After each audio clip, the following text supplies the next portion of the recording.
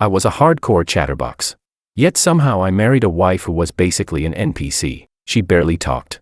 But she was an incredible listener. No matter how much I rambled on and on, she would always reply gently, "I'm listening. I've always been listening." I truly believed I had found my perfect soulmate, until her younger brother came back from overseas. The moment I saw the two of them chatting animatedly, acting suspiciously close and looking like they were in some taboo romance, I exploded with rage. I immediately decided to find someone else to be my emotional dumping ground. To my surprise, my wife wasn't happy about it. She snapped, "How can you talk to someone else? I'm your one and only emotional dumping ground." Chapter 1. After getting my engagement called off for the 99th time because I talked too much, I finally met the woman of my dreams. She was the famous Willow Liu, the daughter of the Liu family in H City, a woman known for being quiet, emotionally steady, gentle, well-mannered, and highly educated. We met at an auction. By coincidence, I was seated right beside her, and I enthusiastically talked her ear off for half an hour. Throughout the entire time, Willow listened with endless patience and kindness. She even nodded occasionally in response.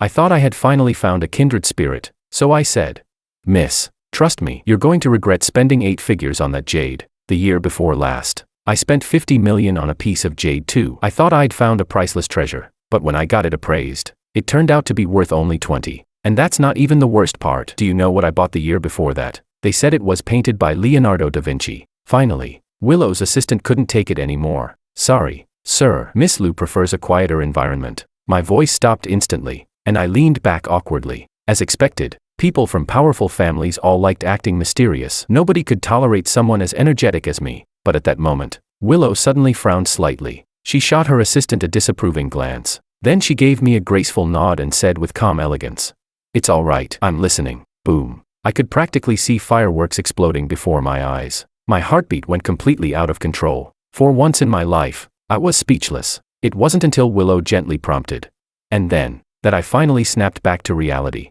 My ears turned red, and I actually started stammering. Then I spent another 50 million on a painting of shrimp that was supposedly by Leonardo da Vinci. They later told me it was fake. They said the guy who painted the shrimp was actually Michelangelo. Willow froze for a brief moment. Then, to my surprise, she smiled. Her eyes sparkled like stars. A faint dimple appeared at the corner of her lips. When she smiled, her expression was subtle yet dazzling, as though the entire room had brightened. At that moment, I knew I was finished. Completely finished. I was going to get engaged for the 100th time, and I was going to marry Willow Liu. My parents strongly approved. After all, the Liu family had accumulated wealth for generations. Their fortune was beyond estimation, and they were the richest family in H City. A marriage alliance with them would greatly benefit the future of the Wang family. My friends approved too. One of us was a chatterbox. The other was quiet, refined, and well-mannered. We seemed like a match made in heaven. As for me, I approved most of all. I had finally found a soulmate who could tolerate my endless talking.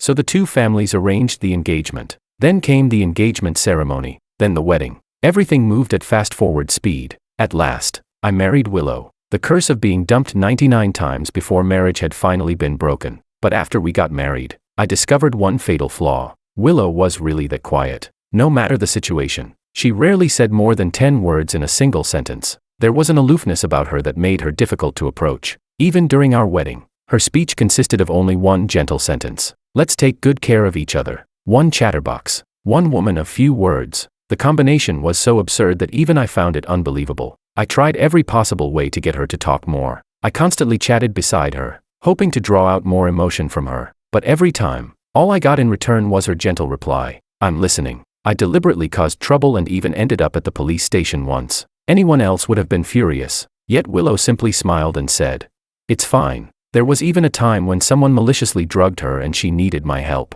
With a mischievous grin, I tried to take advantage of the situation and made a few shameless requests. Her face turned bright red, yet she still replied with utmost gentleness, "The effects will wear off soon enough." I knew she treated me incredibly well. She was gentle, patient, understanding. She tolerated my endless talking and indulged all my flaws. A woman this wonderful had married me. I shouldn't have been asking for more. And yet, something felt wrong. I just couldn't figure out what it was. Not until Willow's legendary third brother, Makoto, returned from overseas. Chapter 2. Makoto was the Liu family's adopted son. He had been raised in the Liu household since childhood, but when he was 16, he was sent overseas to study. He had been gone for a full 5 years. I had no idea what he looked like. The The first time we met was because Makoto got caught in a setup at a bar. Someone had deliberately tricked him, and a fight broke out. Being the loyal guy that I was, I charged over without hesitation and smashed a beer bottle over someone's head. As a result, Makoto and I both ended up in the police station.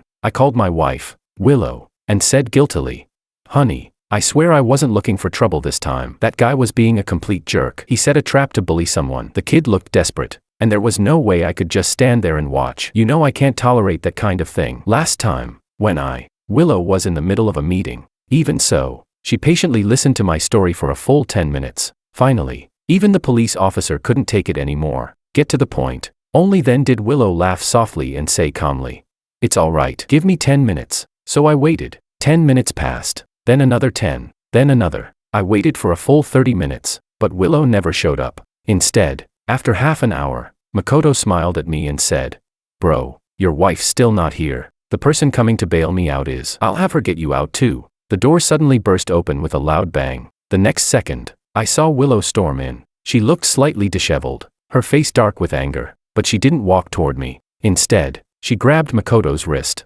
"Makoto, you've only been back one day, and you've already managed to end up in a police station. You've really grown bold, haven't you? And haven't I told you before, when something like this happens, your first priority is your own safety. Don't be so reckless, sis." Makoto tried to explain, but Willow cut him off immediately. "What? Am I not allowed to criticize you now? I say one sentence and you want to argue back with 10. What exactly have you been learning overseas all these years? Why have you become more and more disobedient?" I counted carefully. Every single sentence she spoke contained more than 10 words. The longest one was nearly 30, and she didn't even give Makoto a chance to respond. She fired off 4 full sentences in a row. The woman who usually spoke as little as possible was suddenly overflowing with emotion. Her normally gentle face was filled with unmistakable anger. So, she could lose her composure. She could get angry. A bucket of icy water seemed to pour over my head. My entire body turned cold. My heart sank straight into an abyss. So her gentleness toward me, her patience, her tolerance, none of it was because I was special. It was simply the result of the impeccable manners engraved into her bones. I couldn't stir her emotions, but Makoto could. Only then did Willow finally notice me standing nearby. A trace of surprise flashed across her eyes. Then she stepped toward me and extended a warm hand. "You're here too? How ridiculous." From the moment she entered, all she had seen was Makoto. She hadn't even realized I was in the room. I looked at her expressionlessly. For the first time ever, I had nothing to say, not a single word. I ignored her outstretched hand completely. Then, without saying anything, I turned and walked out of the police station. Willow froze slightly as she watched my departing figure. Chapter 3. I quickly obtained Makoto's information. I skimmed through it quickly. The more I read, the colder I felt. It was as if a bucket of ice water had been dumped over my head. A dull blade seemed to be tearing through my chest, the pain so sharp it was hard to breathe. It turned out that as early as the year Makoto was sent overseas at 16, his relationship with Willow had already crossed the line. When the Liu family discovered it, they feared the scandal would destroy the family's reputation. So they covered everything up and sent Makoto abroad. They arranged permanent residency for him and ordered him never to return to the country. But a year ago, Makoto claimed he had developed severe depression and could no longer continue living overseas. He had attempted suicide 10 times. 10 times. After he was rescued from his latest attempt, Willow Liu finally knelt before Old Master Liu, the head of the Liu family, and begged him. She endured 66 lashes under the family's disciplinary rules. Her entire back was beaten until it was covered in blood and torn flesh. She was even willing to give up her inheritance rights to the Liu family, all for the chance to bring Makoto back. In the end, Old Master Liu gave in. He said, "Fine, Makoto can come back, but I'll say this one last time. The two of you can never be together. Get married. As long as you marry another man, I'll allow you to bring him home." And so, I became her target. From beginning to end, I was nothing more than a cover. A stepping stone for a woman deeply in love with another man. Every bit of kindness she had shown me had been built upon exploitation. No wonder she could tolerate my endless talking. And the most ridiculous thing of all, I had fallen in love with her. Completely, hopelessly. The cold spread through my entire body. I felt as though I had been locked inside an ice cellar. So when I saw the car waiting outside the police station, I didn't get in. Instead,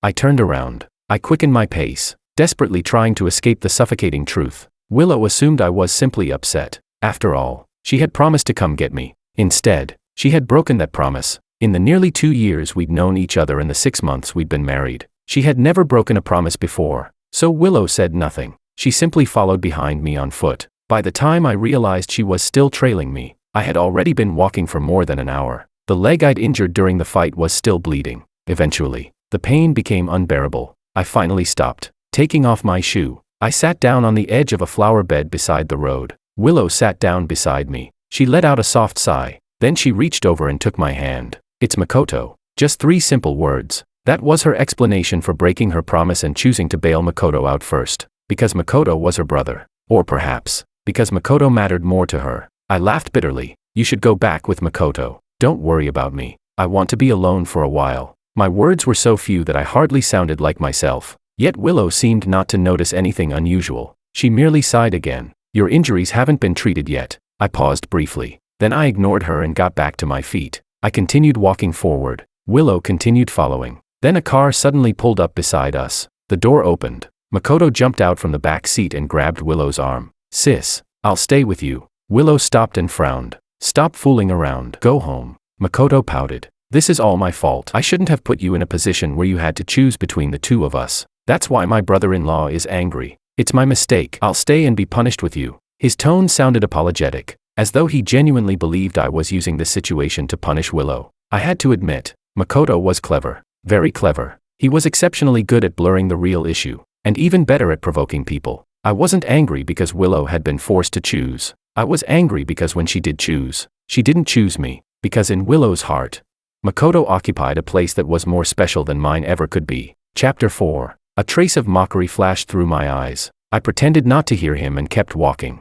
Sure enough, Makoto followed along, but before long, he started complaining. "Ouch, my foot hurts too. You two are the ones fighting as a married couple, yet I'm the one suffering. I just spent more than 10 hours on a flight. The moment I landed, I got beaten up and dragged into a police station. Now I have to walk around injured while the two of you play out your little marital drama. My life is so miserable." He blinked pitifully. More than half his weight was hanging off Willow's body. The funny thing was that Makoto only had a tiny scrape on his foot. Meanwhile, a piece of broken glass had sliced a wound nearly 5 centimeters long into my calf. The flesh was torn open and covered in blood. Yet Willow's attention remained fixed on the faint redness around Makoto's ankle. Her brows furrowed. Her voice immediately turned firm. "Stop walking. Get in the car." Makoto shook his head. "No. I said I'd be punished with you. Unless you stop walking too. Sis, it hurts seeing you like this." Willow fell silent. After a moment, she finally sighed. Then she took Makoto's hand and stepped into the car. "All right,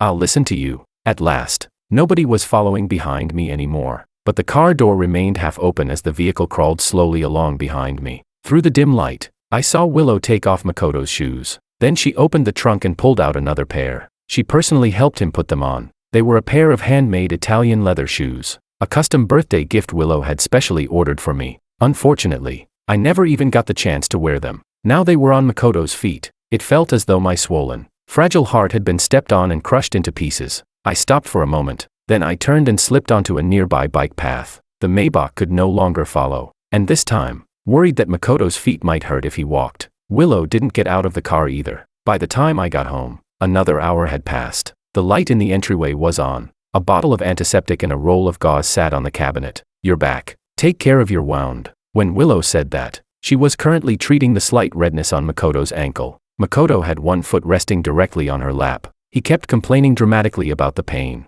"Sis, blow on it." Willow sighed helplessly and gently blew on his ankle. "What are you, 5 years old?" Suddenly, I laughed. Under the flickering motion sensor light, I changed into my slippers. Then I spoke slowly and clearly. "Willow, let's get divorced." Willow thought I was joking. After all, everyone in the world knew how much I loved her. I'd loved her so much that only 1 month after we started dating, I'd already proposed. I'd loved her so much that when a car accident happened, I threw myself in front of her without hesitation and ended up in the ICU instead. So after hearing my words, Willow merely paused briefly. Then she brushed it off casually. "We have an event tomorrow. Get some rest." She didn't take it seriously at all, which meant she had no idea that I was completely serious. I was treating the divorce as a real divorce. The very first thing I did was notify my parents. Chapter 5. Early the next morning, I was awakened by the commotion downstairs. Standing in the second-floor hallway, I looked down. Makoto was kneeling in the center of the living room. His upper body was bare,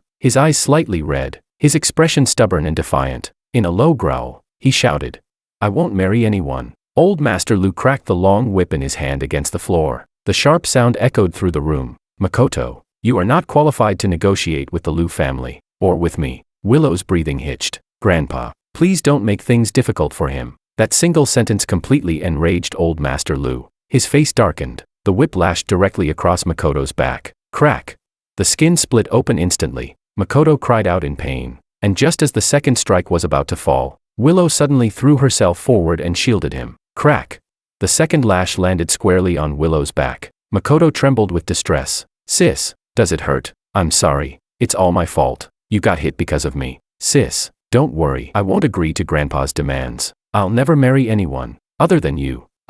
Old Master Liu's expression changed dramatically. Shut up, he roared. His cane slammed down against Willow's fresh wound. Then, staring at her, he said word by word, Willow, are you really planning to destroy your marriage with George? Willow froze. Then she looked up. Our eyes met. In that instant, something seemed to click in her mind. Her brows slowly drew together. George, come down. Not understanding what was happening, I walked downstairs and stopped beside her. Willow grabbed my hand. Her voice was hoarse and low. Was it you? The question sounded almost intimate, like a whisper between lovers. I stared at her blankly. Before I could respond, Willow continued.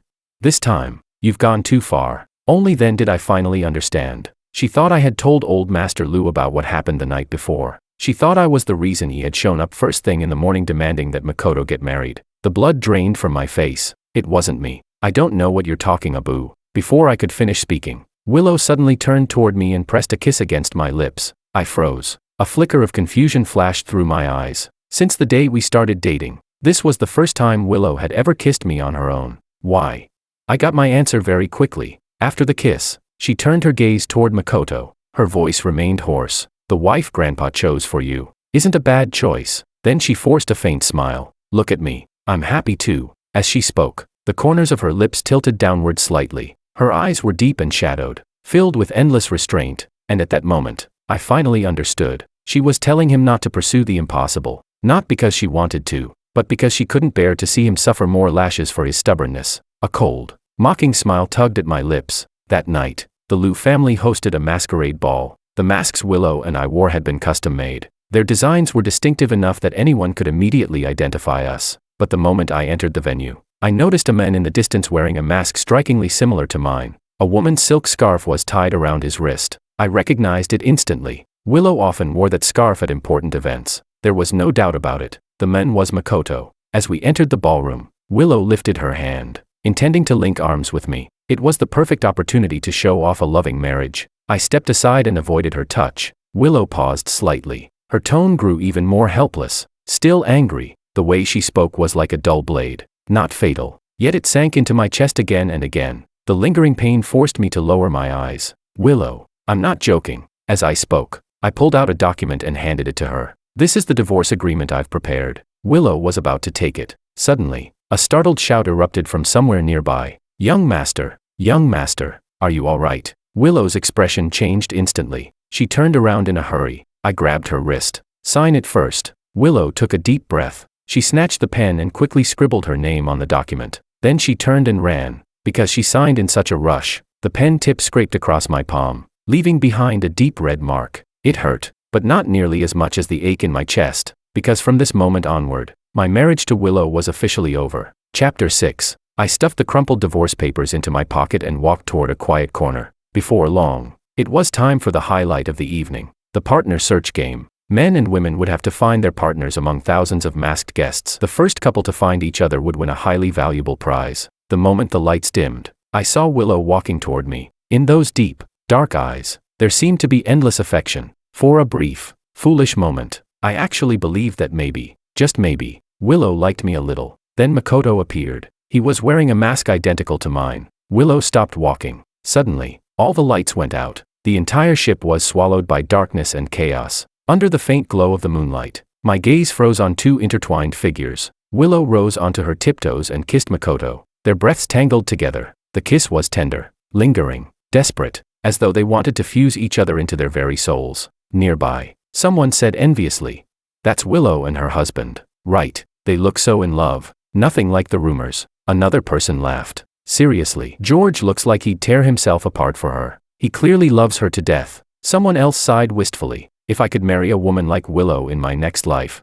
rich, powerful, and completely devoted to me, I'd die happy. Those words stabbed into my chest like knives. Only then did I realize something. When Willow loved someone, it was impossible to hide. She didn't need to fight for it. She didn't need to prove it. Real love never needs proof. In the darkness, Makoto's eyes met mine. A provocative smile appeared on his face. Then he took a small step backward, deliberately revealing the lipstick smeared across his lips. Willow's lipstick. Slowly, he mouthed 3 words. Better luck next time. I responded with a cold smile. Calmly, I removed my mask and walked toward Willow, gently tapping her shoulder. I said, "Willow, did you mistake someone else for me?" A flicker crossed Willow's face. She was about to speak. Then the light suddenly came back on. The crowd surged forward like a tidal wave. I was shoved backward violently. Countless people stepped on my injured foot. Pain drained the color from my face. Yet through the crowd, I saw Willow immediately grab Makoto's hand and pull him away from the chaos. She protected him perfectly.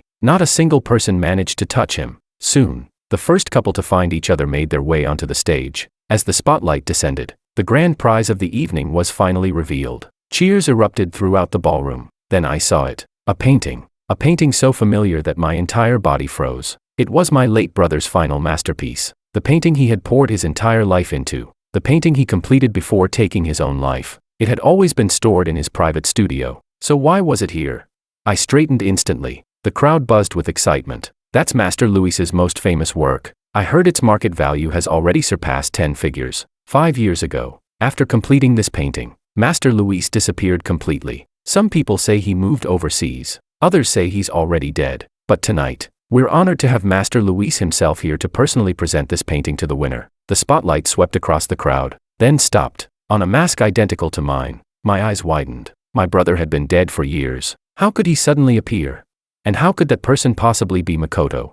He was trying to steal Luis's identity, trying to impersonate him. Under the attention of the entire crowd, Makoto was already walking toward the stage. I lost all control. Pushing through the crowd, I shouted, "He's not." Before I could finish the sentence, a sharp pain exploded at the back of my head. The world spun violently. My limbs went numb. Everything tilted. Then I fell backward, into a familiar embrace. And as darkness closed in, I caught the scent of a familiar perfume. The perfume Willow always wore. Chapter 7. When I opened my eyes again, I was lying in the bedroom of our villa. Willow sat beside the bed, reviewing work documents with a slight frown. I threw off the blanket, overcome with emotion. I didn't even bother putting on my shoes before stepping onto the cold floor and rushing toward the door. The next second, Willow grabbed me and stopped me. "You're running a fever." Frowning, she spoke softly. "Calm down." She pushed me back onto the bed. My face was pale as I said, "Willow, didn't you see it? Makoto is impersonating Luis. He's stealing the identity of my brother,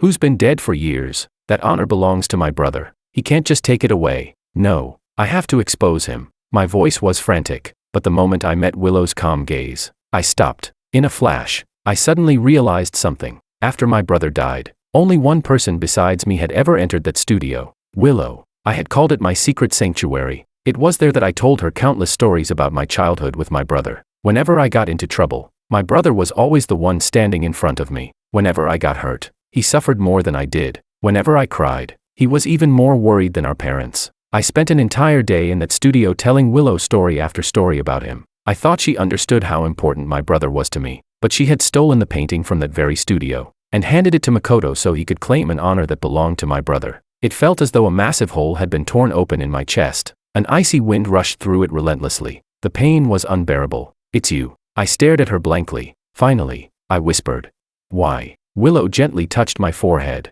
Her voice was helpless, almost indulgent. "You're running a fever." She handed me a fever reducer along with a glass of warm water. "Take your medicine first." I clenched my teeth. "I'm asking you why." At last, I exploded. My eyes were bloodshot as I stared at her. "Willow, what exactly is your relationship with Makoto? You two at the masquerade tonight. I saw everything." Willow still looked remarkably calm. She even removed the towel from my forehead, which had long since gone cold, and replaced it with a fresh warm one. Only then did she reply casually, "So what?" As if a simple question could erase the truth I had witnessed. Then she said, "Are you sure your fever isn't making you imagine things? Maybe you mistook someone else for us." Her expression was confused, firm, sincere. For a moment, I actually began to doubt myself. Had I really seen the wrong people?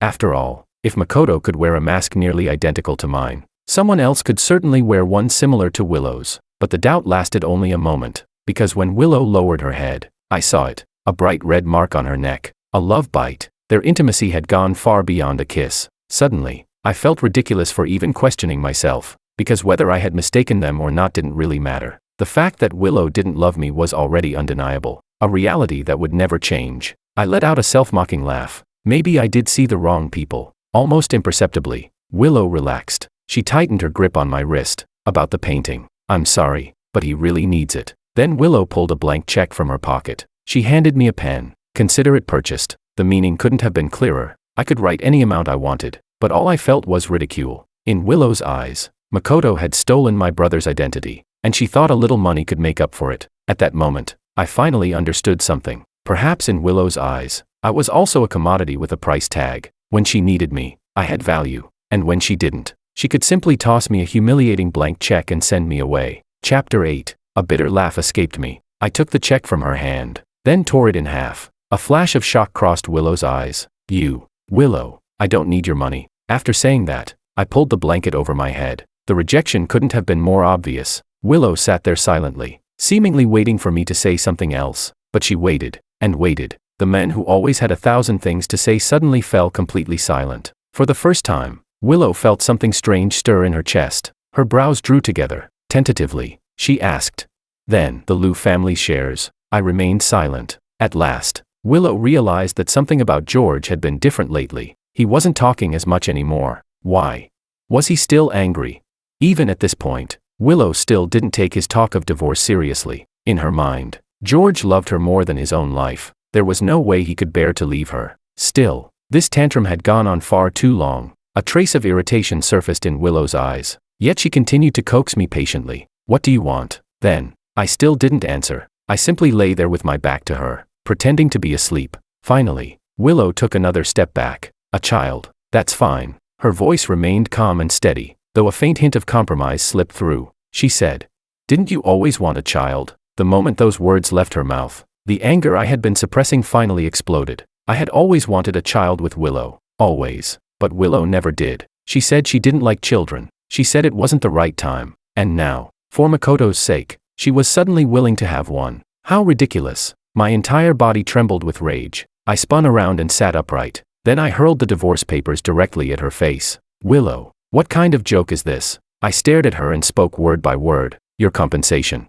is having a child for me. We're getting divorced. Why would I still want you to have my child?" Willow froze. Her gaze landed on the scattered pages lying across the bed. As she bent down to pick them up, her fingers felt strangely cold. Even her breathing seemed slightly uneven. "What is this?" she asked. Willow was about to open the first page. Suddenly, her phone rang. She normally used the default ringtone that came with the phone, but this time, a Marvel movie theme song echoed through the room. The moment I remembered the Marvel merchandise hanging from Makoto's phone, I immediately knew who was calling. Makoto. I didn't know what he said, but Willow's expression changed instantly. The loose pages were quickly gathered and stacked together again. She looked rushed, so rushed that she didn't even spare a second glance at what was written on them. Instead, she turned and headed for the door. Before leaving, she only said one thing. "George, don't use divorce as a way to throw a tantrum." I found it laughable. All she had to do was look. Just one glance. One glance was enough to see that the divorce agreement had already been signed by both of us. Calmly, I folded the papers. Then I locked them away in a drawer. The end of the mandatory waiting period was drawing closer. Soon, very soon, I would finally cut every tie connecting me to Willow. Over the following days, Willow hardly came home. Instead, she began showering me with gifts. Sometimes they were limited edition collectibles worth a fortune. Sometimes they were sports cars I had admired but never bought. She even gifted me 3 luxury mansions in a row. When she drafted an agreement transferring 5% of the Liu family's shares to me, even the gossip accounts online couldn't help commenting. What kind of good deeds did George do in his past life? Willow is absolutely crazy about him. I tore up the share transfer agreement as well. Then I circled a date on my calendar. The day the divorce waiting period would finally end. Chapter 9. I heard that the day my divorce waiting period ended would also be the day of Makoto's engagement. That explained why Willow hadn't been coming home lately. She had been accompanying Makoto everywhere, helping him choose wedding suits, helping him pick engagement rings. It was almost as if the person marrying Makoto was her, not his fiancée. Her. That evening, Willow finally came home. For once, her steps were hurried. Her expression was cold and severe. The woman who was always gentle now looked as sharp as a blade. I was eating dinner when she suddenly grabbed my wrist. Her grip was so tight that pain immediately shot through my arm. I struggled instinctively. "What are you doing? Let go." I tried to shake her off. Then I met her eyes. Willow was furious. "Was it you, George? Ever since Makoto came back, you've been acting strange, causing trouble, and constantly picking fights with him. You're his brother-in-law. Can't you be a little nicer to him?" I looked at her. Then I laughed. This was the longest speech Willow had ever given me. So long that I couldn't even count the number of words. And yet, it was still for Makoto. A shadow passed through her eyes. "You're still laughing. Do you even know that Makoto is being held in detention right now? His health has always been poor. How can he endure something like that?" I answered calmly. "Willow, believe me or don't. I didn't do anything." Willow inhaled sharply. "The charge is theft. If it wasn't you, then who else could it be?" I found the entire situation absurd. "What gives you the right to assume it was me? Because he stole my brother's painting." "Willow, don't forget, I'm the victim here. The victim. And now the victim has to sit here and be falsely accused by you. I thought you were smarter than this." The muscles near Willow's temple twitched. Veins bulged faintly beneath her skin. She took several deep breaths before forcing down her anger. Trying her hardest to remain calm, she said, "Don't get worked up." She grabbed both of my arms. The strength she displayed was astonishing. I couldn't break free at all. Then she spoke slowly and clearly. "George, all you need to do is go to the police station and tell them you gave him the painting." For a moment, I couldn't even believe what I'd heard. Then rage exploded inside me. I drove my elbow hard into her shoulder. Willow sucked in a sharp breath of pain, but she still didn't let go. Instead, she became even more determined. "George, you have to do this." My eyes turned red. I glared at her. "And what if I refuse? What if I'd rather die than go? What if I go kill myself right now?" Willow's brow twitched slightly. A long silence followed. Finally, she took a deep breath. "George, don't push me." Then she sighed. Her voice was calm, certain, almost pitying. "You won't do it. You'd never kill yourself. George, you worked so hard just to marry me. How could you possibly bear to die? So stop making a scene. Be good. Just go to the police station." "All right." I froze. Disbelief filled my eyes. She knew. She knew exactly how much I loved her. She knew how much I had sacrificed just to marry her. And yet she used that love as a weapon. A blade aimed straight at my heart, driving it in without hesitation, leaving me bleeding. Suddenly, I became calm. I closed my eyes. Then I smiled softly. "You're right. I would never kill myself. But Willow, not because of you, because I had already decided to leave you, to start my life over from the beginning." Willow visibly relaxed. "Good. Then let's go now." The strength in her grip loosened. In the very next second, I shoved her away. Looking straight into her eyes, I said word by word, "But I still won't go." The color drained from Willow's face. She nearly lost her balance. Her entire body trembled slightly. This time, she could no longer suppress her anger. "George, you've gone too far." She closed her eyes, took 2 deep breaths, as though trying to force the fury back down. But this time, she failed. Willow clenched both fists tightly. Then she gave the order, "Lock him in the isolation room." Without another glance, she turned and strode toward the door. Her voice was cold. "When he's willing to cooperate, contact me." Chapter 10. Willow's subordinates restrained me immediately. My entire body turned cold. She was going to lock me in an isolation room. She knew better than anyone that the thing I feared most was confinement. When I was a child, my brother and I had once been kidnapped. We were locked inside a dark room for 7 days and 7 nights. Since then, I had suffered from severe claustrophobia. Even a slightly enclosed, dark space was enough to make my entire body tremble. I still remembered telling Willow about it in my brother's studio. Back then, she had held me tightly and said with complete sincerity, "It won't happen again." I had thought those words were a promise for a lifetime. But now, for Makoto's sake, she was using my greatest fear against me. Curled up in the corner of the isolation room, I suffered one panic attack after another. My body shook uncontrollably. The suffocating agony felt like being a fish thrown onto dry land. Every breath was a struggle. Yet even then, I refused to give in. That was my brother. I had to protect the last shred of his dignity. For 3 days and 3 nights, I didn't drink a single drop of water, nor did I eat anything. My stomach was completely empty. The violent cramps twisted through my body. As I hovered on the edge of collapse, Willow's voice suddenly echoed through the room's speaker system.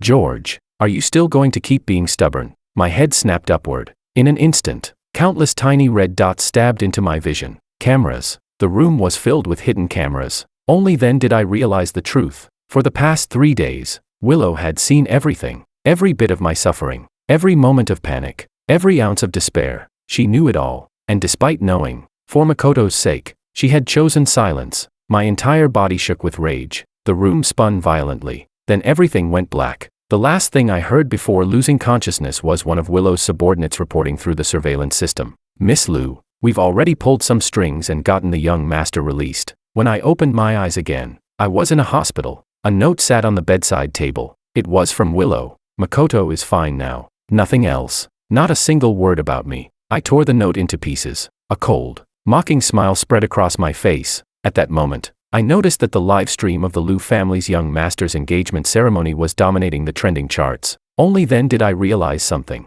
Today was Makoto's engagement day, and it was also the day the divorce waiting period between Willow and me officially ended. Without hesitation, I ripped out my 4-needle. I didn't even bother changing out of my hospital gown before heading straight for the Civil Affairs Bureau. An hour later, I walked out with 2 glaring red divorce certificates. My phone rang. It was Willow. "You don't need to come in person." For a moment, I was confused. Then I realized she was talking about the engagement ceremony. I wasn't planning to. Willow interrupted me. "Get ready. There's going to be a live video connection." She paused briefly before adding, "After all, you're still his brother-in-law." A trace of ridicule flashed through my eyes. So that was it. She was worried that my absence would damage the Liu family's public image. Fortunately, I no longer cared. I no longer felt hurt. My heart was calm. So calm that not a ripple remained. In fact, I intended to repay every bit of suffering I'd endured these past few days. When I answered Willow, I even smiled faintly. "Got it." Hearing how cooperative I sounded,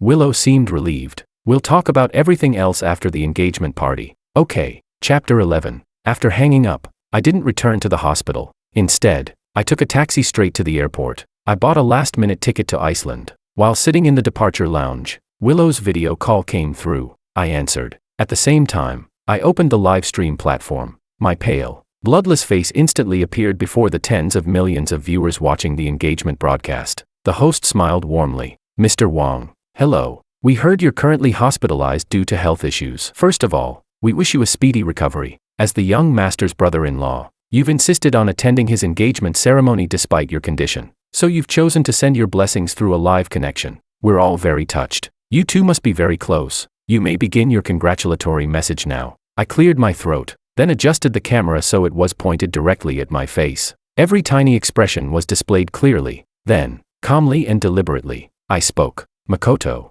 marrying a woman you don't love must be painful, right? As your brother-in-law, of course I don't want to see you suffer. So, I've already divorced Willow. I don't want her anymore. I'm giving her to you. I wish you and Willow a lifetime of happiness. May you stay together forever, grow old together, and live happily ever after." For a brief moment, the live stream fell silent. Then the comments exploded. The screen filled with a flood of messages so dense that my face disappeared beneath them. The camera at the engagement venue moved away from the host's stunned expression. Instead, it focused on Willow. Her face had gone completely rigid. Beside her, panic flooded Makoto's features. He grabbed Willow's sleeve immediately. "Sis, George has lost his mind." Before he could finish, Willow's steady voice cut through the chaos. "George, don't make such ridiculous jokes." She stood perfectly still, elegant, graceful, composed. Though there was the faintest tremor in her voice, she continued.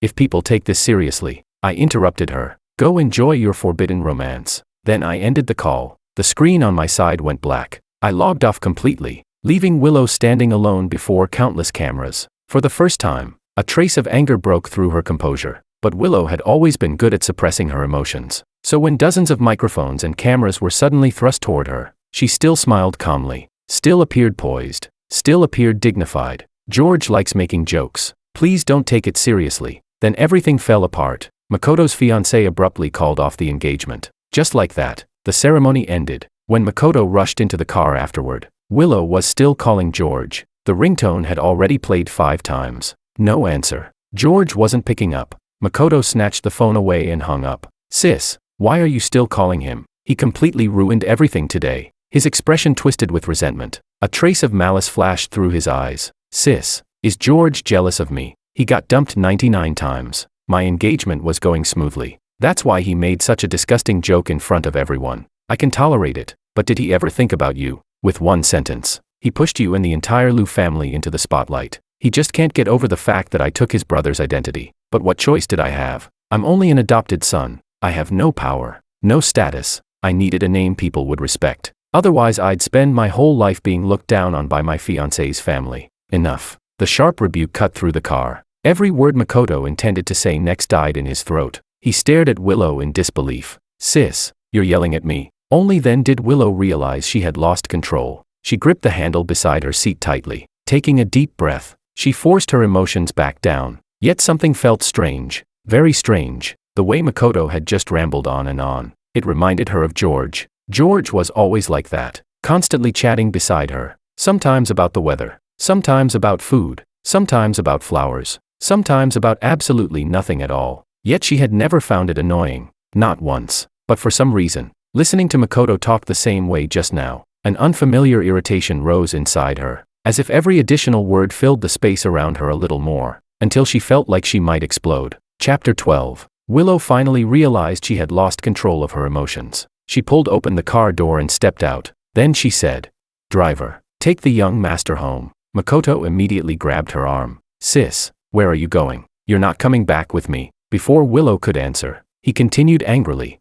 "Don't tell me you're going to explain things to George. It's just a painting." He practically dragged the entire Liu family down with him over a single painting. "Sis, can you honestly say this isn't partly your fault? You've spoiled him so much that he's become completely unreasonable." He tightened his grip on her hand. "I'm not letting you go. He ruined both our reputations." A wave of irritation surged through Willow. Taking a deep breath, she said, "He's still your brother-in-law. Watch your words." Makoto immediately threw a tantrum. "I'll never acknowledge that clueless idiot as my brother-in-law." The frustration inside Willow grew stronger. She couldn't even tell what she was angry about anymore. George's recklessness, Makoto's stubbornness, the chaos surrounding the entire situation, perhaps all of it. She only knew one thing. If she stayed any longer, she was going to explode. So she shut the car door. "I'm going to the company to deal with this. You go home first." She tapped on the driver's window. Moments later, the Maybach merged into the flow of traffic. Makoto's complaints gradually faded into the distance, suppressing the trending topics online, deleting the endless speculation, cleaning up the aftermath. By the time everything was handled, it was already past midnight. After finishing the last task, Willow rubbed her temples while listening to her assistant's report. The stock price dropped 3%. It's still within a manageable range. The chairman called. "He wants you back at the family estate tomorrow." Willow nodded. Then she asked, "What else? What else?" The assistant looked confused. After thinking for a moment, he cautiously continued. "The young master called more than 10 times. He wanted to know when you'd be coming home." Willow nodded slightly. "And?" The assistant looked even more bewildered. "And what?" Willow pressed her lips together, then calmly reminded him. "George." Realization immediately dawned on the assistant. "Oh, Mr. Wong. As for him, there hasn't been any activity." The answer surprised Willow. "He didn't contact you?" The assistant shook his head confidently. "No." Willow paused. A flicker of astonishment crossed her eyes. After a brief silence, she said coldly, "I understand. You can go home now." Soon, the enormous office was empty. Only Willow remained. She finished the remaining half cup of coffee. Then she turned on the phone she had kept powered off all evening. A flood of missed calls and messages immediately appeared. Aside from a few inquiries from business associates and friends, nearly every notification came from the same person, Makoto. Even old Master Liu had known she would be busy handling the crisis and would likely turn off her phone. Instead of calling her directly, he had contacted her assistant.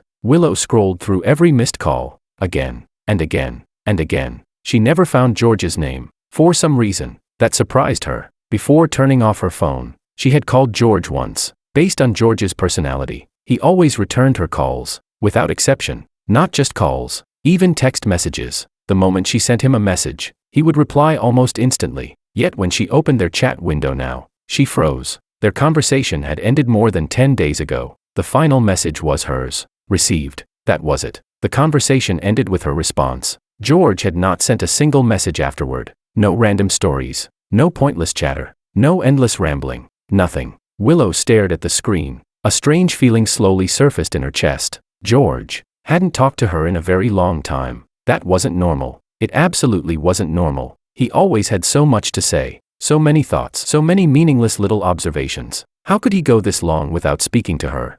For the first time, Willow felt something unfamiliar stir inside her. Chapter 13. Willow hesitated. Should she send George a message first?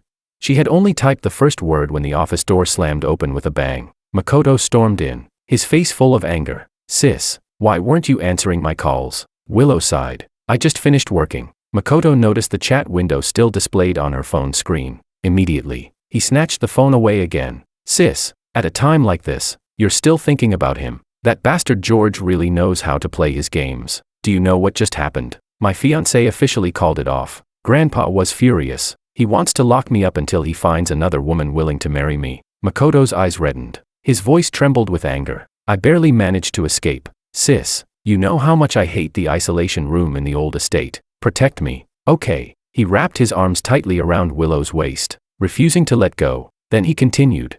When you get down to it, George is just throwing a tantrum. He refuses to forgive me. If that's what he wants, I'll apologize. Wouldn't that be enough? Willow froze. A tantrum. Yes, that was all it was. Because he was angry. George wouldn't return her calls. Because he was angry. George wouldn't send her any messages. The tension that had been coiled inside her chest finally loosened. She exhaled slowly, and stopped thinking about every other possibility. After all, George loved her too much. No matter how angry he was, he couldn't stay angry forever. Eventually, he would come back. Eventually, he would be the one to give in. She couldn't keep indulging him endlessly. Otherwise, one day, he'd become completely uncontrollable. Willow exited their chat window, locked her phone, and decided to leave George alone for a while. Sooner or later, he would be the one to surrender. After all, he loved her far more than she loved him. What Willow never expected was that the wait would last an entire week. For 7 straight days, she never returned to the villa.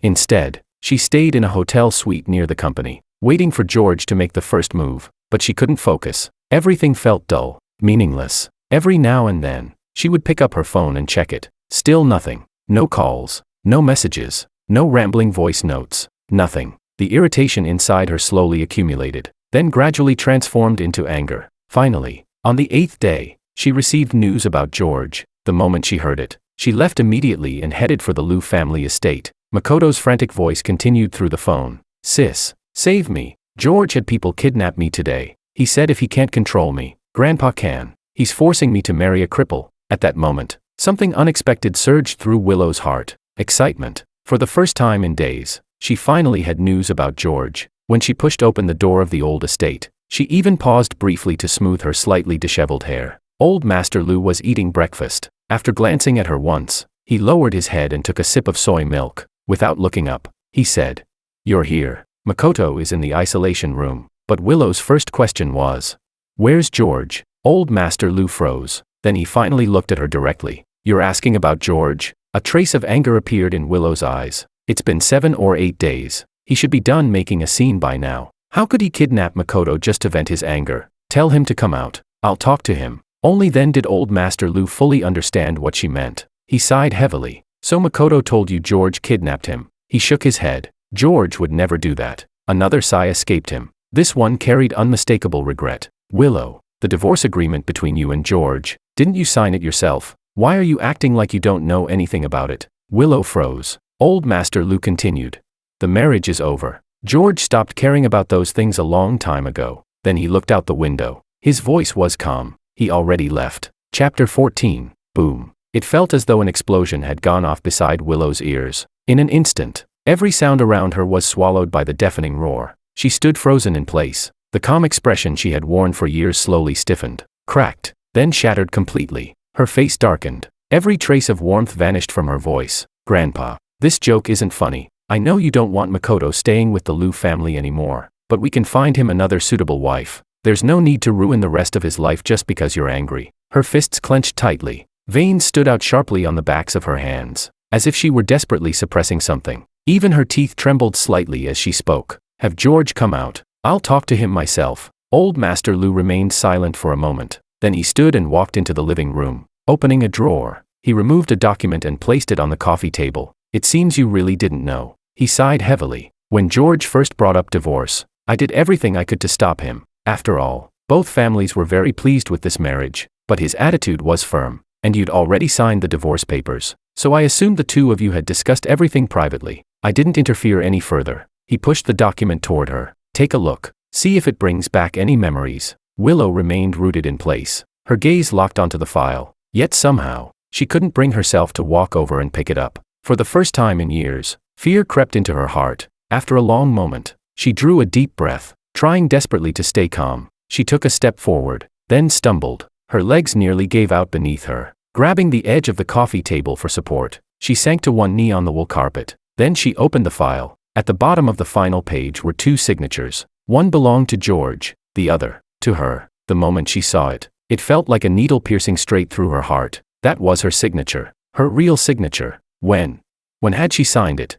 Her memories were wrapped in a layer of fog. No matter how hard she searched, she couldn't remember putting her name on those papers. Instinctively, she began making excuses for herself. The signature was fake. It had to be fake. Maybe George had hired someone to forge it. Yes, that had to be it. She had never signed those papers. Never. There was no way. Divorce?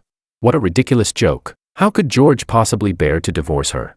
Rip. Without warning, Willow tore the divorce agreement in half. Then she rushed out of the house. She didn't even stop to change her shoes. Still wearing her slippers, she jumped into the driver's seat. "Miss, where are you going?" The driver hurried over, extinguishing his cigarette. His only response was the roar of an engine. Willow slammed her foot onto the accelerator. The car shot forward like an arrow released from a bow. At that moment, Willow Lou was no longer the composed, emotionally stable heir to the Lou family. The thread called reason had snapped completely. Every ounce of rationality was gone. Only one name remained in her mind. George. George. George. George. At last, she arrived at the villa. George had always loved filling the balcony with flowers, especially sunflowers. He often said he wanted to live like a sunflower, always facing the light. But now, every sunflower on the balcony had withered, dead and neglected, as though nobody had cared for them in a very long time. Willow kicked open the front door. "George." Her voice was almost a roar. The servants ran over in panic.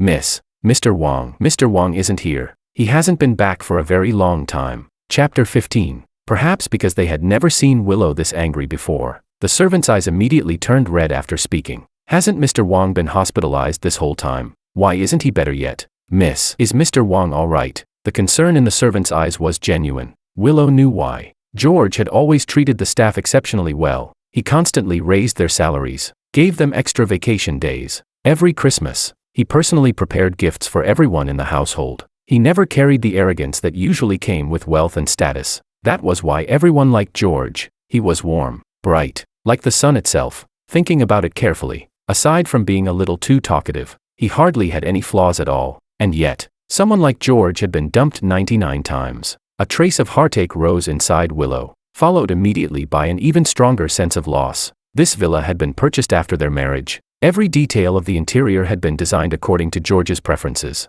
The warm-colored walls, the orange sofa, even the paintings hanging on the walls had been painted by George himself. He and his brother had studied art together, and his talent wasn't much worse than his brother's. Yet now, surrounded by all these symbols of warmth, Willow felt only emptiness, a vast, hollow emptiness. She couldn't stay here any longer, and she still couldn't believe George had truly divorced her. The only place she could think of going was the hospital. An hour later, Willow arrived there, still wearing slippers, her hair disheveled, looking utterly exhausted. "Mr. Wong." The nurse looked at her in surprise. "He checked out 8 days ago." Then she seemed to remember something. "Oh, right. Mr. Wong left some personal belongings behind. Your family, aren't you? You can take them." Willow accepted the cardboard box George had left behind. Slowly, she began sorting through its contents. The scarf he had bought for her, a dried flower she had once given him, little keepsakes that had once symbolized two people genuinely trying to build a life together. Now they sat abandoned in a corner,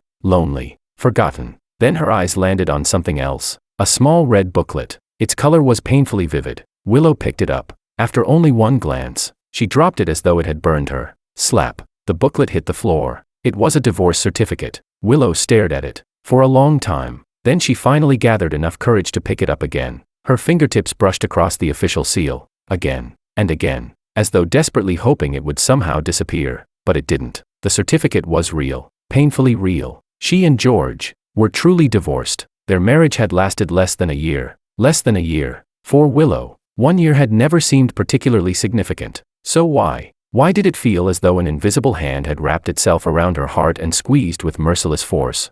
She struggled to breathe. Each breath felt harder than the last. Her legs weakened. Unable to remain standing, she slowly sank onto the cold hospital floor, clutching the divorce certificate, tracing its cover repeatedly, trying desperately to understand. George loved her, didn't he? Hadn't he loved her more than anything? Then why had he suddenly chosen to leave?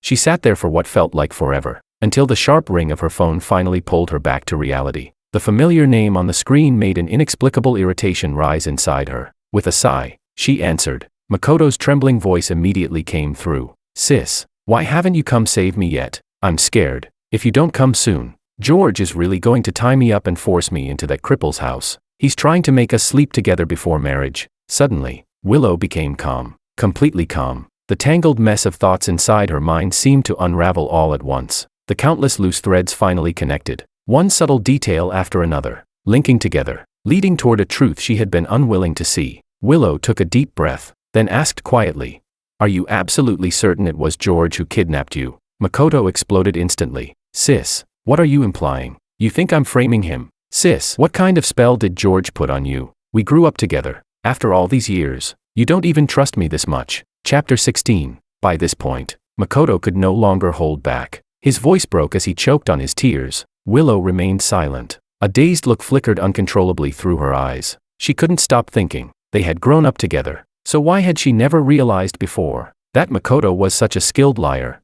It suddenly occurred to her that perhaps she had never truly known him at all. Taking a deep breath, Willow chose not to expose him immediately. "I understand. I'll come as soon as I can." She was about to hang up, but Makoto suddenly exploded. "Sis, you're brushing me off again." His voice cracked with desperation. Then, as if a thought had suddenly struck him, he blurted out, "Then let's run away." Willow frowned. "Run away? For real? Let's elope." Makoto's breathing trembled with excitement. "Sis, let's run away together. The whole world is already gossiping about us. Even if it isn't true, everyone believes it is. We might as well take this chance and make our relationship public. Sis, let's leave. I don't care about the Liu family's wealth. I don't care about money. I just want to be with you." Willow fell silent. Years ago, there had indeed been a time when she had considered that possibility, a future where she left everything behind for Makoto, but it had never happened. And now, hearing him bring it up again, the only thing she felt was resistance. Before she could even think,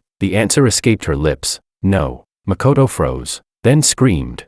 "Why not? Sis, don't you love me? I love you. You love me. We love each other. Why can't we be together?" Willow remained silent. Her thoughts were a tangled mess. Makoto continued pressing her, completely irrational. "Sis, is it because you can't let go of George? Or have you fallen in love with him?" The question was a random guess. Makoto didn't actually believe Willow could ever fall for George, but what he never expected was that after hearing those words, the woman on the other end of the line suddenly began breathing harder. For the first time in years, the calm ocean inside Willow's heart erupted into a storm. A terrible sense of foreboding surged through Makoto. Quickly, he tried to backtrack. "Sis, I was just joking." But Willow cut him off. Her voice was firm, strangely firm. "Makoto, you're right." For some reason, it was as if a weight had suddenly lifted from her shoulders. Her entire body relaxed. Then she smiled faintly. "Thank you for helping me realize it. I'm going to find George. The plane ticket I bought on impulse ended up bringing me to Italy, the city where my brother and I had once studied art together years ago. Returning to a place where I had lived for only 2 short years felt strangely unreal.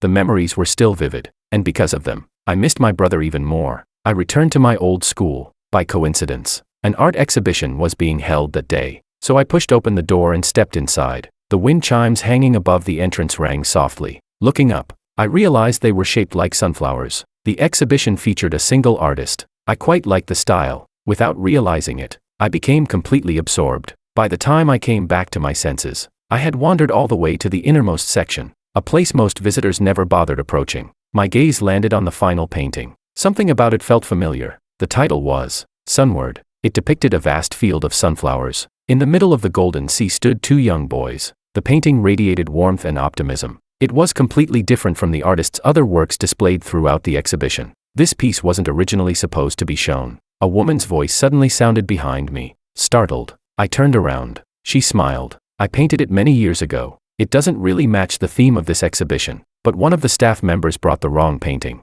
We ended up missing a piece, so we used this one as a substitute." I looked back at the painting, then smiled. "Really? I actually think it fits perfectly here. Differences can coexist, can't they?" The woman froze briefly, then nodded with a smile. "Yes, differences can coexist." She extended her hand. "I'm Anna." I shook it. "Nice to meet you. I'm George. I studied art at this school for 2 years, though it's been so long that I've probably forgotten most of what I learned." Anna was mixed race, yet her Chinese was remarkably fluent. Talking with her felt effortless. without the slightest communication barrier. Chapter 17. Before long, I learned that Anna was a professor at the university. The exhibition was actually her private art show. She had simply borrowed the school's venue. Holding the exhibition through the university keeps the costs down, she explained, and students are usually interested in this kind of thing, so it brings in a few more visitors. I teased her. You're a professor. Since when are professors short on money? Besides, judging by what you're wearing and using, you don't exactly look broke.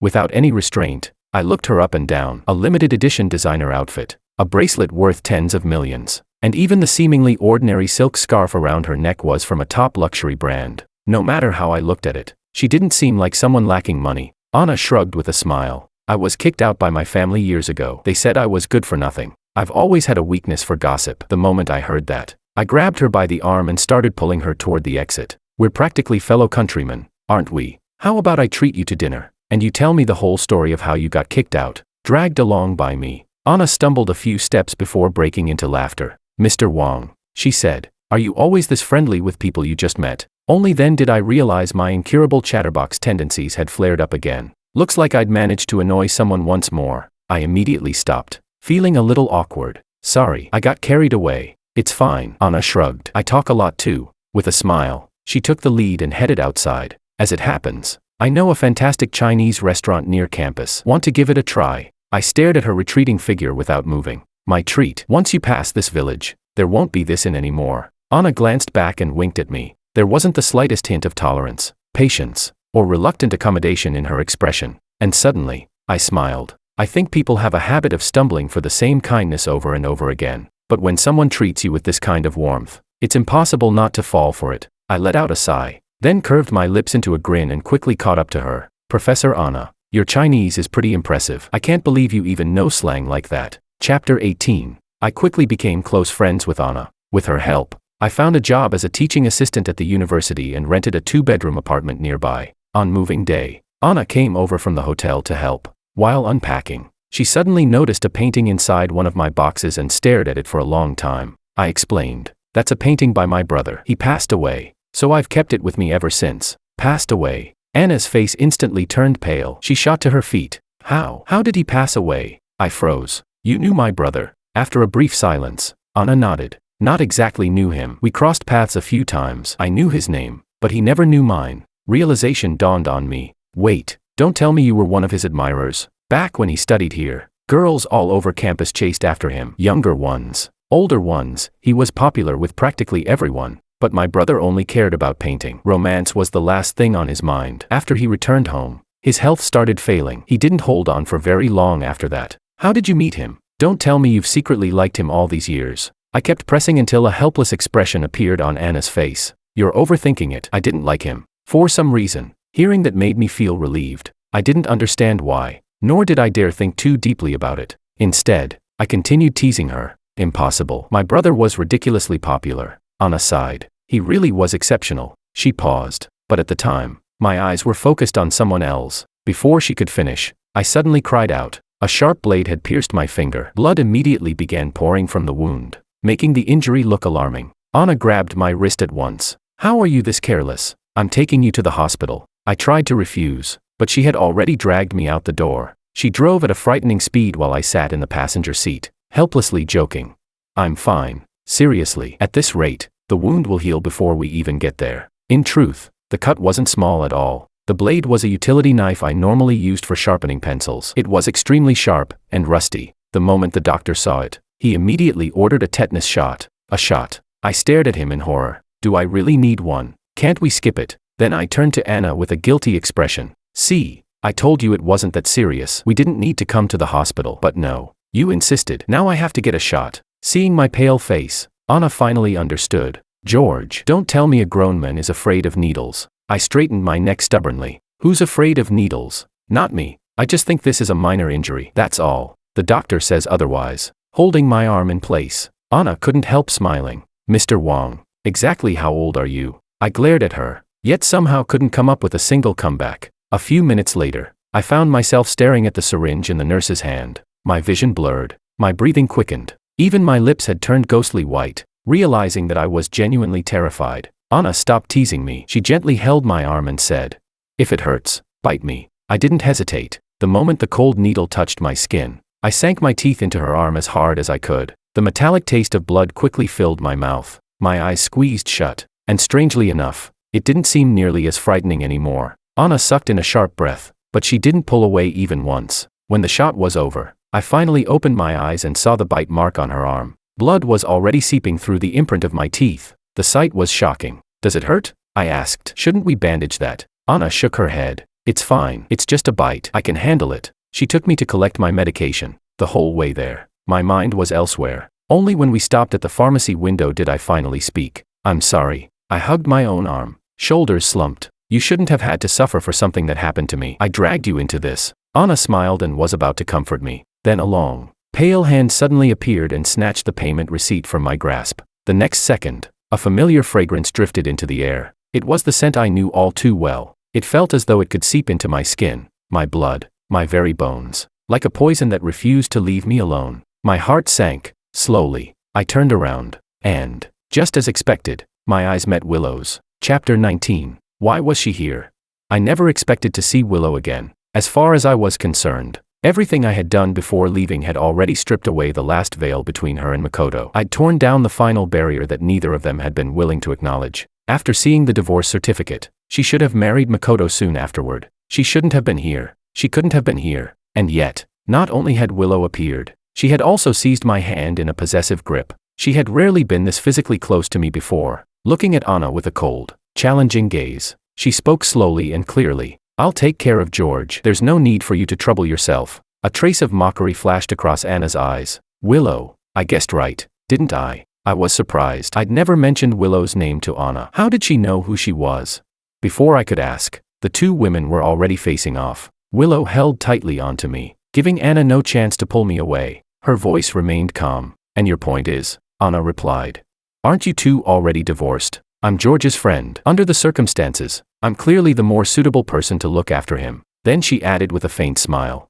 "And obviously, he trusts me more." "Trusts you more?" Willow let out a cold laugh. "Impossible." I seriously wondered if I'd gotten out of bed wrong this morning. Was this really Willow?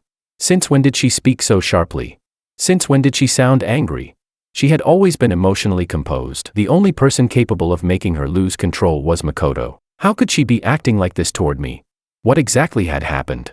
I couldn't figure it out. Eventually, I stopped trying. I pushed Willow's hand away in a clear gesture of rejection. "What are you doing here?" I asked. Willow lowered her eyes, her lashes casting shadows across her face. "What do you think?" Her voice softened. "I came to take you home." I couldn't help letting out a cold laugh. "Home? What home? We're divorced." "Willow, that place belongs to you and Makoto now." Willow frowned. "George, stop being stubborn. What you're imagining isn't true. Makoto and I have always been close." "Yes, but we grew up together. He's like family. He's my brother. It's perfectly normal for us to be close." I found it laughable. Even now, Willow still thought I was just being stubborn. My divorce was me being stubborn. My leaving was me being stubborn. Even wishing her and Makoto happiness was me being stubborn. Was she really that certain? Certain that I loved her so much I could never leave her? I couldn't help interrupting her. 36 words. What? Confusion flashed across Willow's eyes. I looked at her and said, "Willow, I've been counting every word you've said to me since you arrived. The speech you just gave, it was 36 words. I let out a quiet sigh. Do you know something? After we got together, whenever you spoke to me, a sentence from you never exceeded 10 words. But the day Makoto came back, when you went to the police station to bail him out, I stared directly into her eyes. Every single sentence you said to him was longer than 10 words. Chapter 20. Willow, I used to think that this was simply who you were. Quiet, reserved, not someone who talked much. But it wasn't until that moment that I realized you're human too. You have emotions, desires, highs and lows just like everyone else. And when your emotions do fluctuate, they're even stronger than most people's." A bitter smile tugged at my lips. Impossible to hide the self-mockery in it. "The only unfortunate thing is that the person who makes you feel that way isn't me." Willow froze. The color drained from her face. Her expression gradually turned pained, her brows drawing tighter and tighter together. Yet she still refused to let go of my arm, until I said, word by word, "Willow, I know you married me because of Makoto. It's okay, I don't mind. After all, our relationship is already over. Everything is in the past now." I looked straight at her. "So I'm asking you for one thing. If it's over, then let it be over completely. Please stop interfering with my life. Can you do that?" I pushed Willow away. This time, her hand finally slipped from mine. and it felt as if something inside her had slipped away as well, leaving behind a vast emptiness. He knows. When did he find out? Willow's thoughts became a tangled mess. She didn't even notice when George left. By the time she came back to her senses, the bustling hospital lobby had long since swallowed him whole. She was standing there alone, still clutching the payment receipt. George knew the real reason she had married him. The realization dragged Willow into a dark abyss from which she could hardly escape. She didn't leave. More than anything, she needed answers. When had George learned the truth? How had he learned it? And how had he managed to obtain a divorce agreement bearing her signature and complete the entire divorce process without her involvement? By the time her assistant sent over the investigation materials, a file totaling more than 10 gigabytes, the boarding time for her and George's return flight was approaching. Her assistant called. "Boss, haven't you and Mr. Wong left for the airport yet?" Even the assistant had never considered the possibility that George wouldn't return with her. Just like Willow herself. As if all she had needed to do was make this trip. As if all she had needed to do was coax him a little, and George would naturally return home with her, remarry her, and everything would go back to normal. Because from the very beginning, Willow had never taken this divorce seriously. She thought he was simply upset. She thought he was throwing a tantrum. She thought he needed her to comfort him. Once she did, everything would be fine. That was why she had purchased their return tickets together without hesitation. But she had never imagined she would fail. A powerless smile tugged at the corner of Willow's lips. Her pale lips parted slightly. "Cancel the tickets." The assistant sounded confused. "Yours, boss. Is there a business opportunity there that needs developing? Should I prepare any materials? Look at that."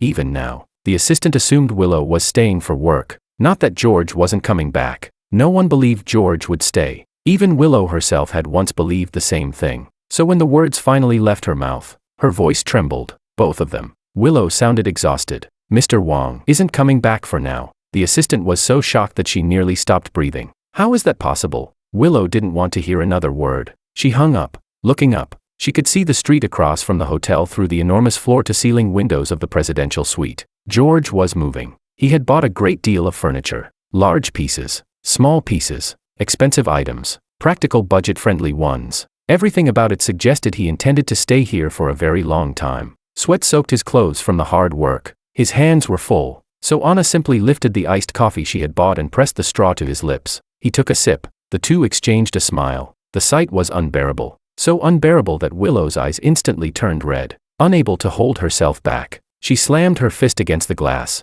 A sharp numbness spread through the back of her hand. And so she watched. For more than half an hour, she watched until Anna and George entered the apartment building together. Only then did Willow sit down and open the files her assistant had sent. Chapter 21. The file was a full 10 gigabytes. Willow went through it piece by piece, page by page, video by video. She didn't stop until dawn. Only then did she finally finish. There was far more inside than she had ever imagined. It revealed that during those years abroad, Makoto had been completely uninterested in studying. His private life had been chaotic. He had dated countless girlfriends. He was nothing like the men who claimed he had loved Willow unwaveringly all those years. It revealed that Makoto's so-called depression had been a lie from beginning to end. Rather than being a victim of depression, he had been the one bullying other students until they fell into it. It revealed that Makoto's stories about George reporting him to old Master Lu, about the family arranging the marriage because he needed to learn an art, about George calling the police and accusing him of theft, every single one of them was a lie. From beginning to end,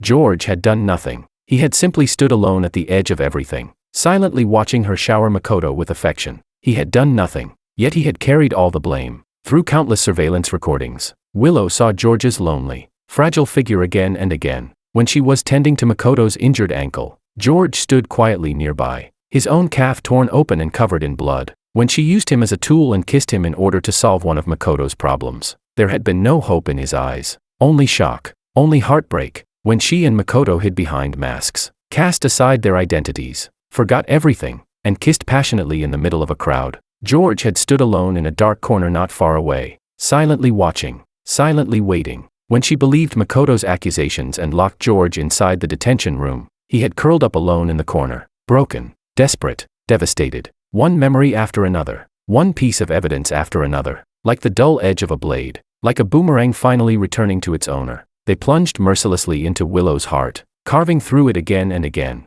Not enough to kill her, only enough to make her suffer. Willow hurt so badly that even breathing became difficult. Her entire body trembled. Staggering to her feet, she walked toward the floor-to-ceiling window. She looked across the street. The apartment was still dark and silent. There was no movement. Anna hadn't come out. The moment that realization hit her, something inside Willow snapped. She rushed out the door like a madwoman and ran toward the apartment building. Chapter 22. To thank Anna for helping me move, I decided to cook her a meal myself. After all, I was a young master of the Wong family, born with a silver spoon in my mouth. Before marrying Willow, I actually didn't know how to cook at all. It wasn't until we started dating and I discovered that she suffered from chronic stomach problems. She had even been hospitalized several times because of stomach bleeding that I made up my mind to learn. I hired a state banquet chef and spent an entire month forcing myself to practice. Only then did my cooking become presentable. From that day on, I took charge of Willow's breakfast, lunch, and dinner. No matter how busy she was, I always reminded her to eat. As a result,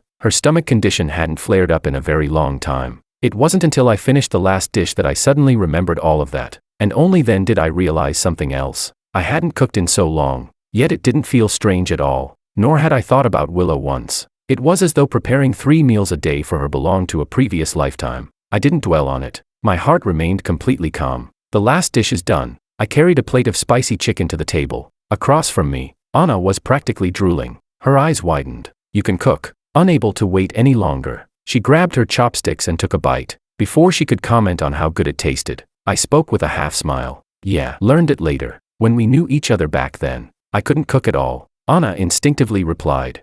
"Back then? Forget cooking. You couldn't even tell cilantro and celery apart." She stopped abruptly. The chopsticks froze in her hand. Then she slowly set them down. "When did you figure it out?" I sighed. "Anna, you've left way too many clues. If you were going to keep it a secret, you should have hidden it better. Practically every sentence you've said has been exposing the fact that we knew each other before. For some reason." Anna smiled. "What if I wanted you to figure it out?" I blinked. "What do you mean?" Anna shrugged. "George, you've always thought I had a crush on your brother, but the truth is, you were the only person I paid attention to. Your brother and I only crossed paths a few times. He covered a few tutoring sessions for me and taught me some painting." She laughed. "In my eyes, he was more like a strict teacher than anything else. Why would I like him?" Then she looked at me. "But you were different. Back then, you were like a little sparrow. You never stopped chattering in my ear. Whenever I got tired from painting, listening to you talk was actually relaxing." Her smile deepened. "You'd tell me whose family had lost something, whose husband got caught cheating, which wife caught her husband cheating and accidentally discovered her best friend was involved. All of it was incredibly entertaining." At that moment, fireworks suddenly burst into the night sky behind her.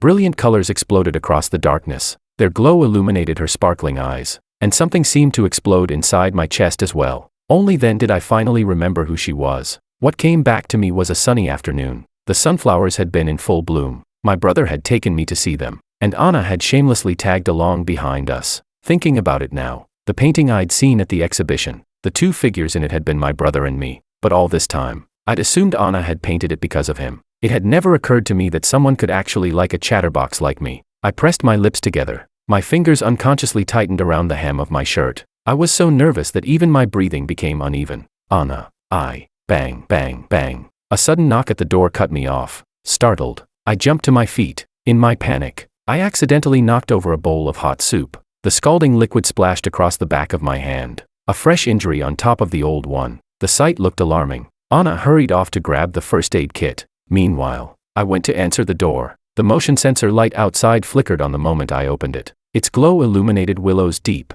quiet eyes. She looked straight at me. Then, slowly and clearly, she said, "George, I was wrong." Her voice carried a sincerity I had never heard before. "I admit it. When I married you, it was because of Makoto, but I'm here to take you home now because of no one else. Only because you're George. Only because you're you." Her voice turned hoarse. Word by word, she said, "Because I fell in love with you a long time ago." Chapter 23. There was a time when I had begged Willow countless times for those words. I would ask over and over again, "Willow, do you like me?" I never even dared ask whether she loved me. The word felt too heavy, too dangerous, as though neither of us could bear the answer. But Willow had never responded. She always brushed the question aside or gave a vague reply. I had imagined it countless times. If Willow ever said those words, how would she say them? I pictured the ocean, fireworks, the peak of a snow-covered mountain, every romantic setting I could think of. Yet I had never imagined it would happen after our divorce. At the doorway of a cramped apartment in a foreign country, Willow had finally told me she loved me, but I didn't need it anymore. Not a single ripple stirred in my heart. All I felt was annoyance. Why was she here again?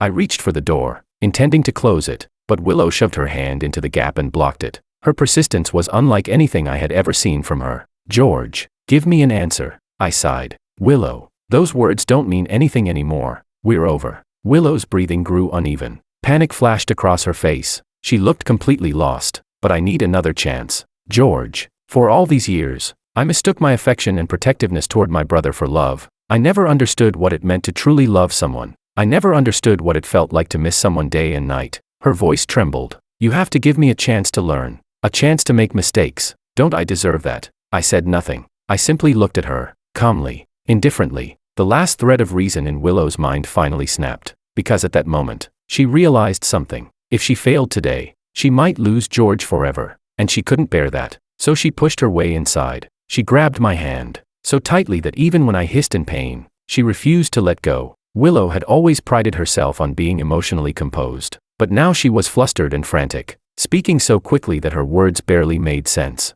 "George, come back with me. We'll get married again. From now on, whatever you want, I'll give it to you. I'll never contact Makoto again. Or do you want shares? The Liu family shares. We can sign an agreement. I'll give you 10%. No, 20%. The more she spoke, the more agitated she became. Her cheeks flushed red. Finally, Anna couldn't take it anymore. Still holding the antiseptic and bandages, she strode forward and slapped Willow across the face. Smack. Willow stumbled backward against the door. Anger instantly surged through her. She raised her head, ready to lash out, only to see Anna lifting my hand. The back of it was covered in angry red burns and swollen blisters. The sight was shocking. Anna's voice was icy. "Willow, this is what you call love. You came in here and never once paid attention to George. All you've done is talk about what you want." She looked at Willow with open disdain. "If this is your version of love, then I completely understand why George doesn't want it." Then she said, word by word, "If you can't love someone the way you'd care for yourself, don't talk about love at all." Boom. It felt as though something exploded beside Willow's ear. The impact shattered her, left her numb, left her unable to move. She stood there frozen, watching Anna carefully tend to the burn on my hand, watching her clean the wound with patient, gentle movements, watching me smile lightly and tell her it was fine. Their natural intimacy pierced Willow's heart more deeply than any knife. The shame, the regret, they surged through her like a tidal wave. And for the first time, Willow lost the courage to stay. At last, she turned around, opened the door, and fled in utter defeat. Chapter 24. I thought I would never see Willow again. After all, that day, I had completely crushed her pride and ground it into the dirt. Yet 3 days later, our paths crossed once more. At the time, I was busy preparing a group exhibition for graduating students. After receiving the school's approval, I included several of my brother's unpublished paintings among the exhibits. Less than an hour after the exhibition opened, someone contacted me about purchasing one of them. I politely declined. The men immediately became agitated. "Sir, money isn't an issue, as long as you're willing to sell it. Name your price." I smiled helplessly. "It's one of my brother's final works. I'm sorry, but it's not for sale." The man's expression grew even more anxious. "Mr. Wong, I'll be honest with you. I'm not the one who wants to buy it. Someone hired me. They promised me $10,000 if I could purchase this painting." As he spoke, he reached for my arm. His emotions were becoming increasingly unstable. Startled, I quickly stepped backward, but my back hit a cold wall. There was nowhere left to retreat. Anna rushed over. "Who sent you?" The man's face turned pale. I promised I wouldn't say. "Tell the truth." Anna twisted his arm sharply behind his back. Her voice was cold. "Is this person really trying to buy a painting? Or are they here to cause trouble? If you don't talk, we're calling the police." "It's me." A familiar voice drifted through the crowd. Everyone turned. A figure emerged from the sea of people and walked toward us. She was wearing a long black trench coat that almost completely concealed her figure. A baseball cap was pulled low over her head. A mask covered the lower half of her face. Dark sunglasses hid her eyes. Only when she approached did she remove the mask. Willow let out a soft sigh. "George, I just wanted your life here to be a little easier." I stared at her for a moment, then I laughed. "I'm doing just fine, so there's no need for Miss Liu to worry about me." Only then did something occur to me. That black trench coat looked familiar. Very familiar. I had seen it repeatedly over the past few days. Sometimes I would be shopping. A store packed with customers one moment would suddenly become empty the next. Sometimes I would be buying desserts. The customer before me would be told that everything was sold out. Yet the moment I turned to leave, the employee would suddenly inform me that an order had been cancelled and ask whether I still wanted it. Things like that had happened countless times recently. So many times that I had started to believe my luck had finally changed. Only now did I understand. It wasn't luck. It was Willow Lou. I let out a self-mocking laugh. Miss Lou, please stop following me. It doesn't matter what you say or what you do. Our divorce is already a fact. Willow simply smiled at me. She said nothing. And then she stayed. She continued wandering through the exhibition. But this time, she didn't put the mask back on. She didn't wear the sunglasses. She didn't try to hide her presence anymore. Chapter 25. That afternoon, the number of visitors suddenly surged. I was so busy that my feet barely touched the ground. After finally finding a moment to grab a drink of water, a loud argument erupted nearby. Someone had vandalized the paintings. I rushed over. Several canvases had been torn to shreds and scattered across the floor, and every single one of them belonged to my brother. The moment I saw them, I lost all rationality. I lunged forward and pinned the hysterical woman to the ground. Call the police. Someone call the police. To my surprise, the woman laughed when she saw me. You must be the person in charge of this exhibition. Then you'd better give me an explanation today. She pointed at the ruined paintings. These works are plagiarized. They're all stolen from Master Luis. Master Luis never painted any of these pieces. Yet you've copied his style and even forged his signature seal in the corner. If you don't give me an explanation today, I'll expose all of this online. Suddenly, I calmed down. Grabbing her arm, I stared directly into her eyes. Makoto sent you, didn't he? The woman's gaze flickered. I don't know what you're talking about. Makoto? Who's Makoto? She quickly pulled out her phone and opened the social media account Makoto had been using to impersonate Luis. Then she displayed the paintings one by one for everyone to see. Look, everyone. These are Master Luis's works. See the seal in the lower right corner? That's his signature mark. She pointed at me. He's obviously using Luis's reputation to attract attention to his exhibition. I let out a cold laugh. How do you know Luis never painted these works? I took a step forward. Does every painting an artist creates have to be shown to the entire world? Isn't it possible for an artist to keep some private works? The woman instantly fell silent. Her face turned pale. I continued advancing. But you, today, you destroyed several paintings that supposedly belonged to Luis. If you're really such a devoted fan, then you should know their market value. I smiled coldly. So tell me, how exactly do you plan on paying for them? The woman's legs gave out. She collapsed onto the floor. The color drained completely from her face. I didn't. Someone told me. Seeing that she was about to reveal the truth, the crowd suddenly parted. A narrow path opened through the sea of people. At the end of it, Makoto slowly walked forward. His expression was icy. Mr. Wong, I've never painted any of these works. He stopped and looked directly at me. I am Luis, so I think my words should carry some weight. Someone immediately pulled up footage from the masked gala a few days earlier. Ever since that event, Makoto had been publicly branded as Luis. He had been running Luis's fake social media account,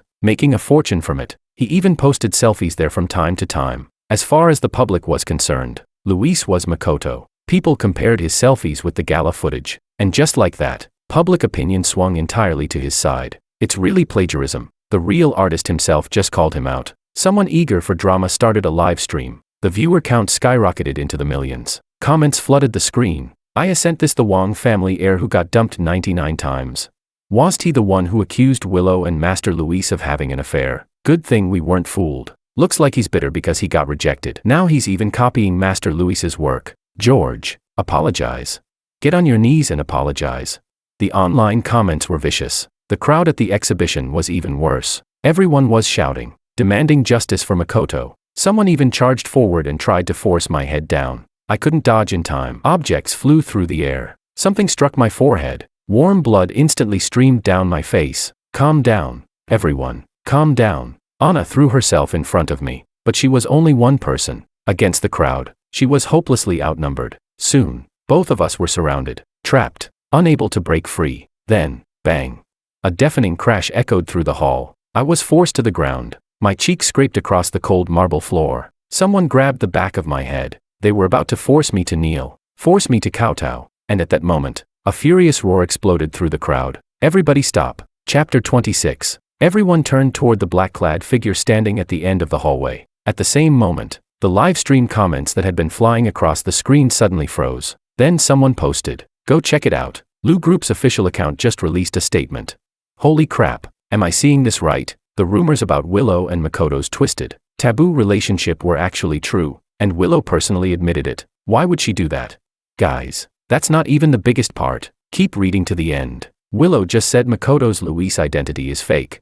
Meanwhile, inside the exhibition hall, Willow strode forward with unwavering determination. Step by step, she walked toward me. Finally, She stopped in front of me. This time, she wasn't looking down at me from above. Instead, she lowered herself onto one knee. Gently, she helped me to my feet. Then she took out a clean handkerchief and carefully wiped the blood from my forehead. "I'm sorry, George." Her voice was barely above a whisper, yet the words struck my heart with the weight of 1,000 pounds. She lowered her eyes. "I'll give you and your brother the justice and innocence you deserve. It was me. I was wrong." After helping me up, Willow turned toward the countless live stream cameras. Her voice was calm, steady, and powerful. The real Luis was the eldest son of the Wang family, George Wang's brother. For all this time, Makoto has been impersonating him, and the reason he was able to succeed, Willow paused, was because I helped him. I knew George possessed Luis's original paintings, so I secretly took them and used them to establish Makoto's identity as Luis.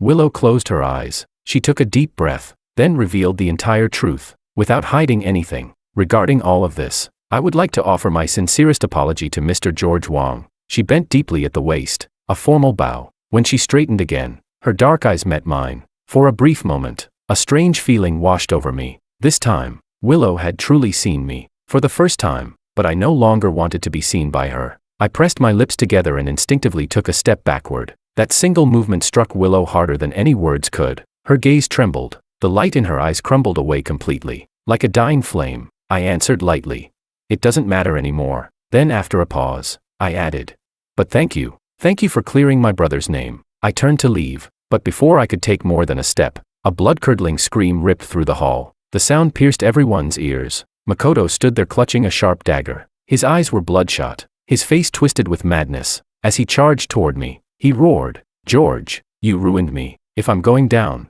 His grip tightened around the knife. "Then I'm taking someone with me." Chapter 27. I was surrounded by people. There was no way for me to completely dodge the knife. My face turned deathly pale, frozen in place. I could only squeeze my eyes shut and wait for the pain to come. Time seemed to slow to a crawl. Everything around me fell silent, so silent that I could hear every breath I took. Yet the agony I expected never arrived. I didn't know how long I stood there, until frantic screams suddenly erupted around me. "Call an ambulance. Move back. Give her room to breathe. George, George, are you okay?" A familiar pair of arms suddenly wrapped around me. I opened my eyes in confusion and instinctively touched my face. Only when the metallic scent of blood filled my nose did I realize that someone had indeed been stabbed. It just wasn't me. Then a hand grabbed the leg of my pants. I lowered my head. Willow was lying at my feet. Blood poured relentlessly from a wound in her abdomen. Despite the pain, she stared at me with all her remaining strength. Word by word, she asked, "Are you okay?" Willow had taken the knife for me. For a moment, I couldn't describe what I was feeling. All I knew was that the things I had once obsessed over, the things that had tormented me for years,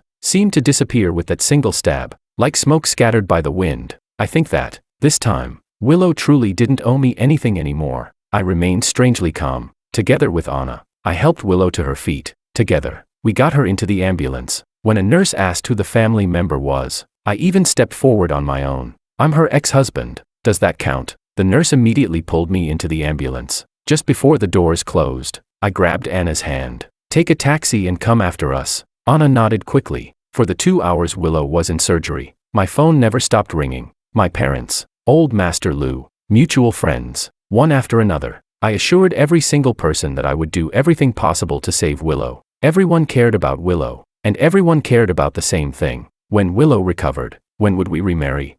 No one seemed to believe there was any other outcome. Before hanging up, my mother asked softly, "George, are you okay? Do you need me to come be with you?" I shook my head gently. "I'm okay, Mom." "Good." My mother smiled. "You know what I've always said. As long as you're happy, I'll support whatever choice you make. When you wanted to divorce Willow, I supported you. And if you decide to remarry her now, I'll support that too." Only then did I realize something. In everyone's eyes, I had loved Willow desperately. Even my own mother believed that after Willow nearly sacrificed her life for me, all her past mistakes had become insignificant. After all, she had risked her life, but was that really what I wanted?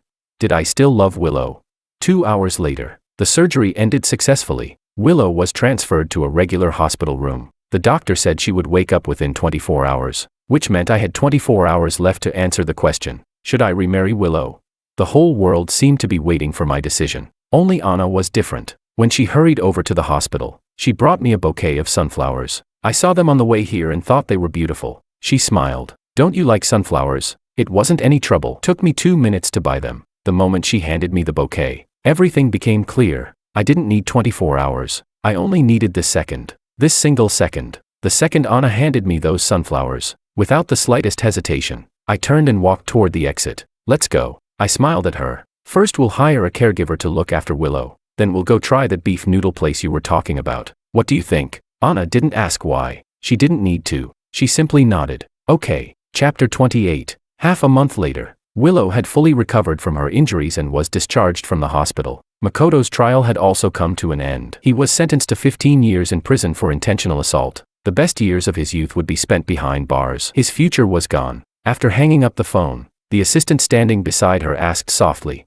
"Miss Liu." Mr. Liu said, "The group has been in complete chaos ever since your confession that day. They urgently need you back to take charge, so you have to board the flight tonight." Willow said nothing. The assistant asked again, "Should we cancel Mr. Wang's ticket?" Willow rubbed her aching temples and instructed the driver, "Take me to his school." The assistant grew anxious. "Miss Liu, I don't know how to explain that to Mr. Liu." Willow's tone left no room for argument. "I'll get on the plane. For now, take me to the school." Half an hour later, Willow arrived at George's school, and just like that, she saw him. He was holding a bouquet of sunflowers, the corners of his eyes crinkling with a smile. The sunflowers were from Anna. Willow knew that. During this time, Anna had been giving him sunflowers every single day, but today's bouquet seemed different, because George immediately handed Anna a bouquet of red roses. Then he lowered his head and kissed her forehead. A heart-wrenching pain tore through Willow's chest. Almost as if punishing herself, she kept watching until the two of them completely disappeared from sight. Only then did she realize her cheeks were wet. Willow wiped away her tears in confusion. Then she let out a self-mocking laugh and said, "Let's go to the airport." She had thought she wouldn't cry, but it turned out that before, she simply had never lost George.